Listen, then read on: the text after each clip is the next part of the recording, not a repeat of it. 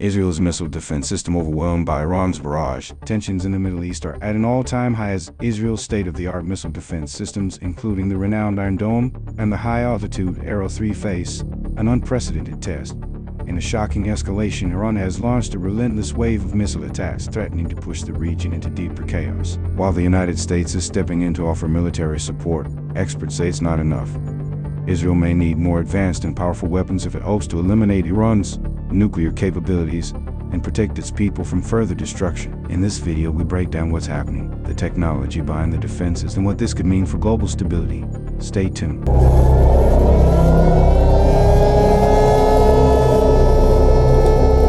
The skies above the Middle East are now missile corridors.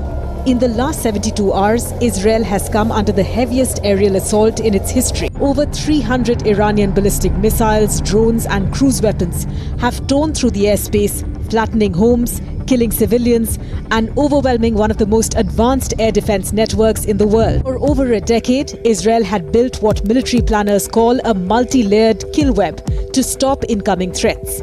But this week, the kill web bled. The Iron Dome, known for neutralizing short-range rockets from Gaza, was never meant to handle one-ton warheads or hypersonic payloads. Yet it's working overtime. David Sling, the next layer, intercepts cruise missiles and medium-range threats. Further up the ladder, Arrow 2 and Arrow 3, designed to knock out ballistic missiles at the edge of space. Arrow 3 is Israel's exo-atmospheric assassin. But even this billion-dollar dome can be saturated. And Iran's new tactic is to launch simultaneous salvos from multiple locations, like Lebanon, Syria, Yemen, forcing Israel's defense systems to engage targets faster than they were built to. Iran's arsenal is no longer a mystery. Forget the old Shahab missiles. Barrages have featured Keber Shekan, satellite-guided, fin-stabilized and built to slip past the Iron Dome. Fatah, Iran's claimed hypersonic missile. It maneuvers mid-flight, making interception near impossible. Ghadar and Imad, precision-turned MRBMs with a range of over 1,800 kilometers, and Khorram Shaher 4, dubbed the nuclear mule, capable of carrying warheads heavier than a small truck. Most of these are solid fuel-powered, meaning they can launch quickly without a fueling window.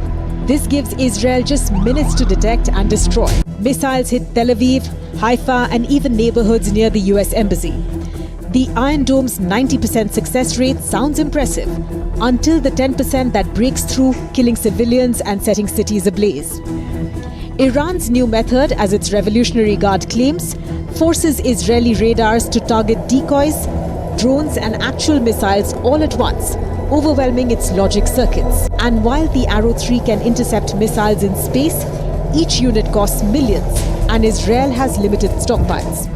In fact, a dozen ballistic missiles last month slipped past interceptors and struck near IDF bases unscathed. Behind Israel's survival is America's muscle. The THAAD system, shipped into Israel after the October strikes, is one of the few interceptors capable of hitting missiles at high altitudes. Its radar scans over 1,800 miles. But there's a problem.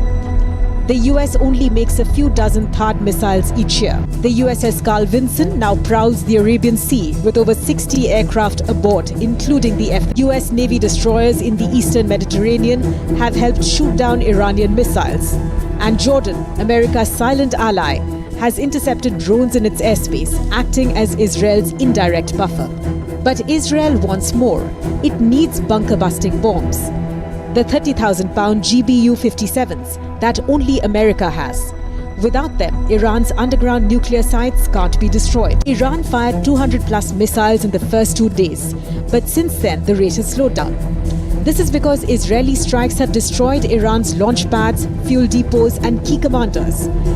The Institute for the Study of War says Iran had planned a 1,000 missile retaliation. They've barely crossed 300. Precision Israeli raids have hammered sites in Tabriz, Natanz and Tehran.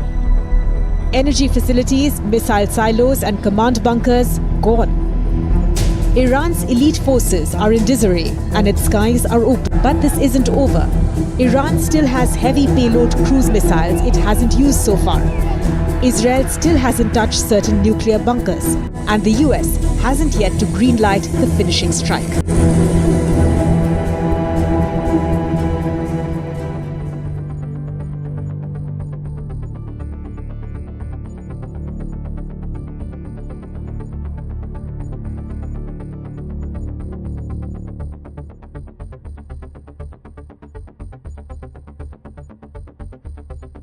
Thanks for watching.